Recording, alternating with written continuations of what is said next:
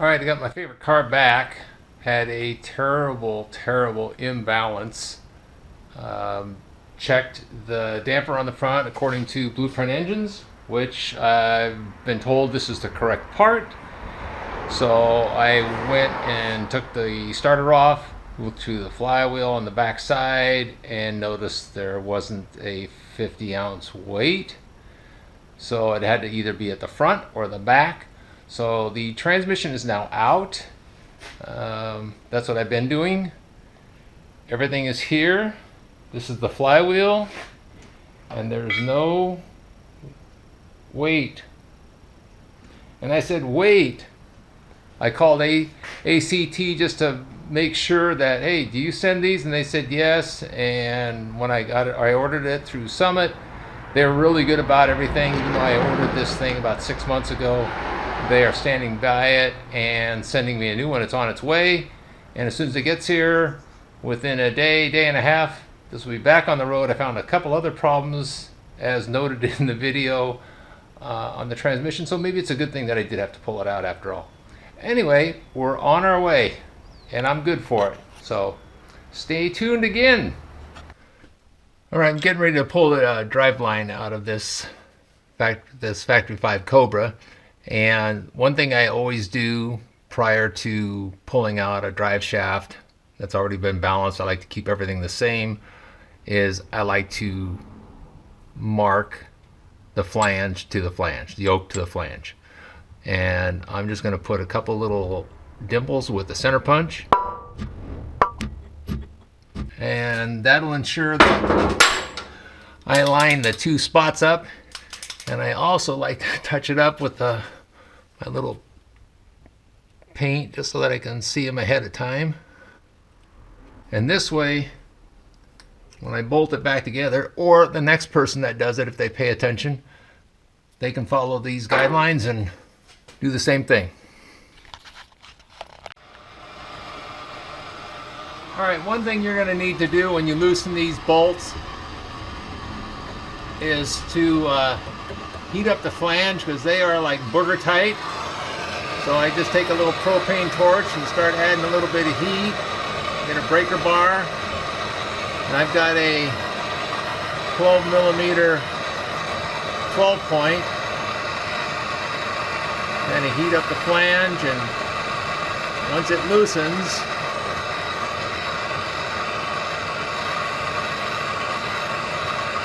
see what it takes here. There we go. And then it'll loosen enough to where you can get them freed up. That was good. I'll get the top two, finish that up, so I'll heat that. I gotta put an extension on here, rotate this, and get the other ones out. So pretty much that's how you get them loose. All right, here's another doozy of a problem on this car. The person used the wrong bolt, which I'm not surprised. Used the wrong thread. These are, and stuck it in the transmission, and then did have a nut. I'm going to go to the other side here in a minute. So that's that. But let's sneak over here, because I haven't taken this one out yet. Okay, so what they did, as you can sort of see, they have a nut and a bolt, which is fine, but that thread is the wrong pitch. So basically they've stripped out the transmission tail housing and put another nut and bolt through it. Almost would have been better if they just would have drilled the housing and put another bolt and a nut in it. So you have a sleeve type effect, but I'm not surprised. So we're gonna get that one out.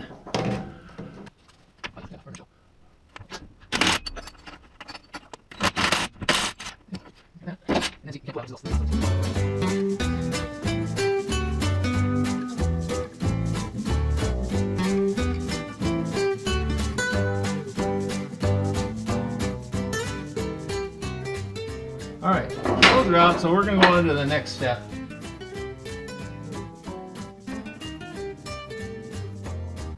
I'm finding things or finding a potential problem down the road that could happen and cause an issue. And we're getting the flywheel taken care of. They sent me the wrong one, and that was my mistake. So you live and learn, but we're gonna get it right. This is the plunger, or one side, that came out. You'll notice that it's very straight, not. This is aluminum, and you can actually see how much of a divot there is already from the shift lever. These are usually hardened steel, so this is probably some aftermarket cheap knockoff. This was the other spring on the other side, and it's a little straighter, but I had to dig that piece out. And again, you can see the divot in there in the top flat surface.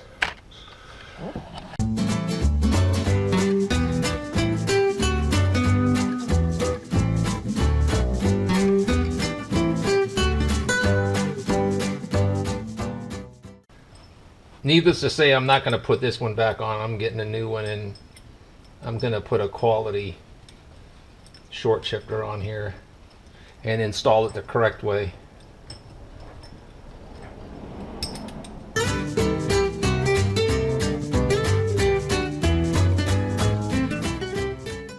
Okay, yeah, so as you can see, the stops, the adjustable stops that are supposed to be on the front and the back for 1, 2, and the 3, 4 range.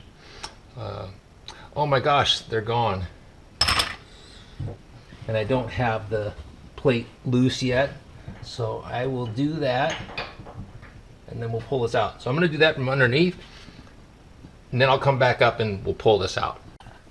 All right, I had to kind of lift the transmission, get the rear mount off, pry it sideways because it's got the Z-frame in here. And now I can lift this up, and I had to knock it loose with a little bit of persuasion. And this boot will, this cap actually will get taken off of here. And then once I get the transmission out, I'll reinstall it.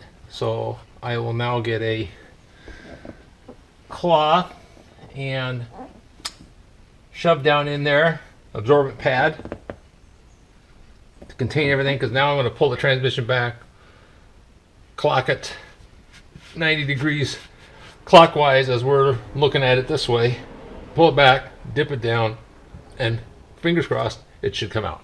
Hopefully. Okay, I'm down to the nitty-gritty, getting ready to take the flywheel off.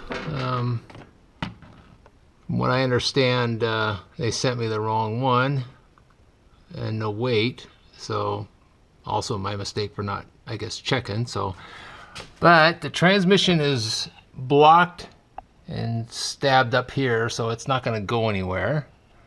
Got it secured in the back, and a little bit of a puzzle, but I got it off. So now I'm going to pull the flywheel, and the other one's on its way. All right, working on this T5, we're going to set up the new short shifter mechanism and stops before it gets put in the car, because this all has to get taken off the top cap in order to get this plate on. So basically I'm just going to sit this in dry right now, make sure it's in, and I'll put some bolts in here to secure this.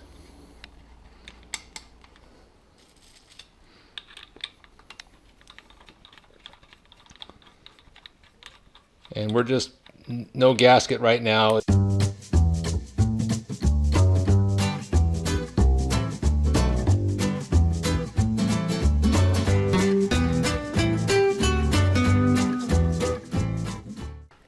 All right, so the shift fork is on here in the position that it's going to be, and also a rubber boot will go around this to keep the dust and other crud out of here. So this can't be put on until after the transmission gets put back in the car, because it's right here to the bottom of the frame, And basically this has to come off. You take the tower off, these 4 Allens, and when I get to that part I'll probably go through that. But right now we're going to set these stops. So with the transmission in first gear, we're going to bring this stop out to where it just barely hits. I don't want it to hit it before. We're trying to stop it from going too far. These are 1/2 inch. Let me get that loose. So all I want to do is stop it from slamming way past the fork. So there's neutral. And we're in first, but we're hitting the stop. So I'm going to just lightly test this. I'm going to test third next. And I can fine tune this in the car. It's just easier because of the tunnel. So now it just sprung over. We're in third. And we went into third and we got a little bit of clearance there. So that I'm good with this. This is better than having nothing, which is what it had before. And then we're just going to tighten the lock nut.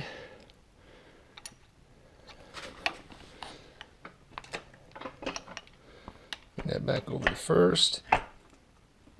And right there. So we just have a little bit of play. You can barely see clearance. I'm guessing 10 thousandths, 8 thousandths, maybe. But I can feel it go in the detent, which is more important. That way I know that it's in first gear. And now we're going to do a second and fourth. And again, we're in second. All the way back. And I'm going to make contact. And probably call it good.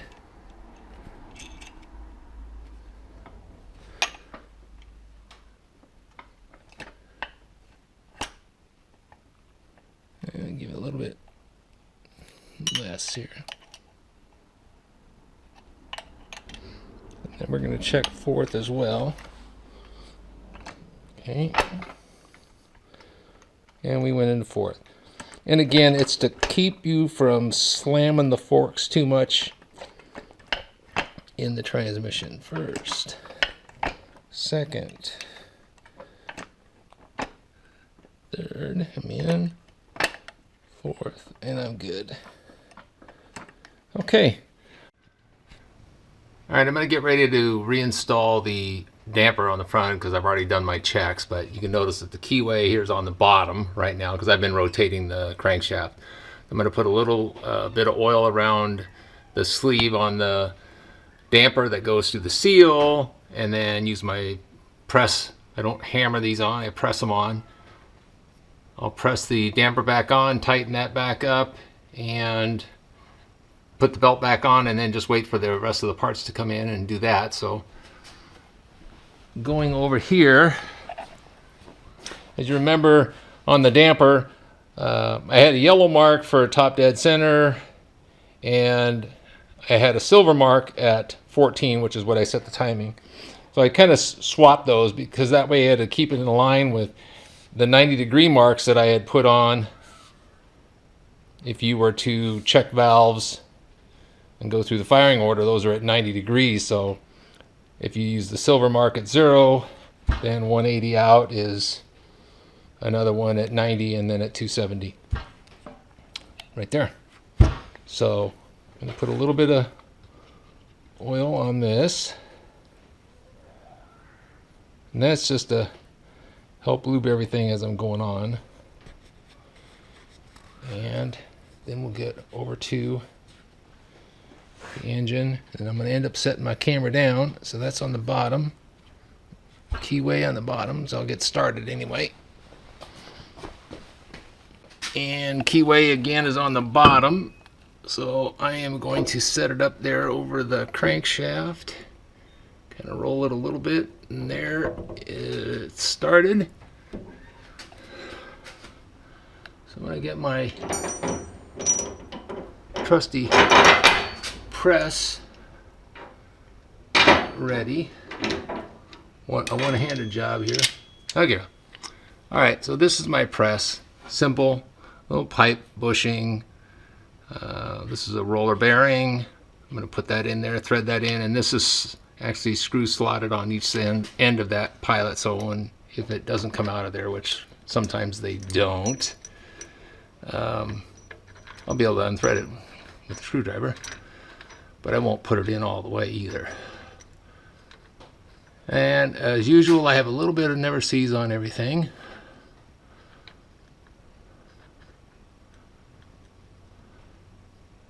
Okay, I'm going to stop right there. I'll get this started. And this is an 1 5/16".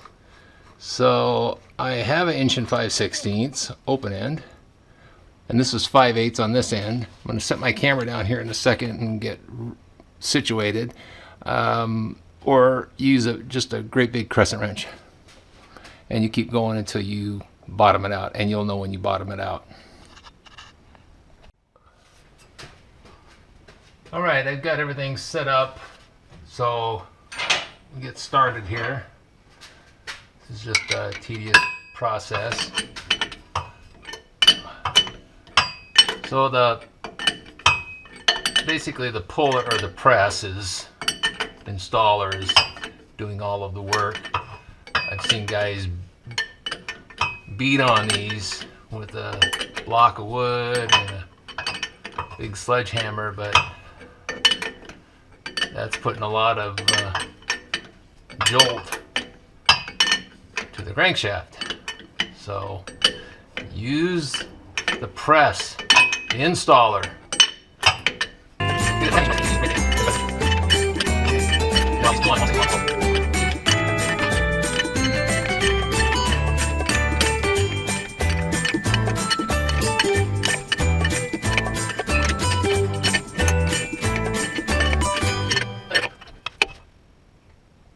Okay, that's on.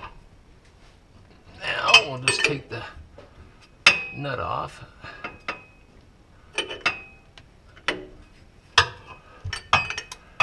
And remove our press. And if I'm lucky,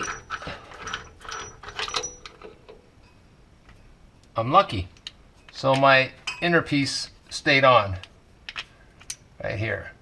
Like I said, it's got a screwdriver slot, so you can pull them out. It's got a screwdriver slot on either side, so it doesn't matter which end you put in, but so it's on there. So now we'll install the bolt.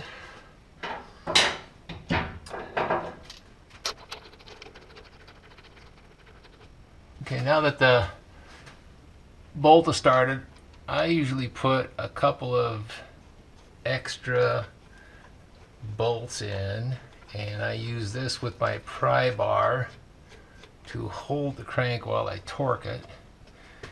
And doing so would be, hopefully I don't have to turn the crank. Oh, good. I'm stuck between the frame here. So I'm going to get it started to get it tight, good and snug, and that should stay there. And this is going to get torqued to about 105 foot-pounds, and that's mainly because I have an extension on here. So there we go. Okay, so that's done. And then the rest is just putting the pulley spacer and the pulley back on and put the belt, and then we'll just wait until I'm all done. We'll fire it up, and hopefully our balance issue will be eliminated. Okay, my flywheel's been delayed for a couple of days due to weather, so I'm going to end this video right here. We'll come back. Once that arrives, I'll continue the process. We'll finish the installation, button everything up, take it for a test drive, and see where we stand at that point. So to keep things short right now, I'm going to call it a day and return later.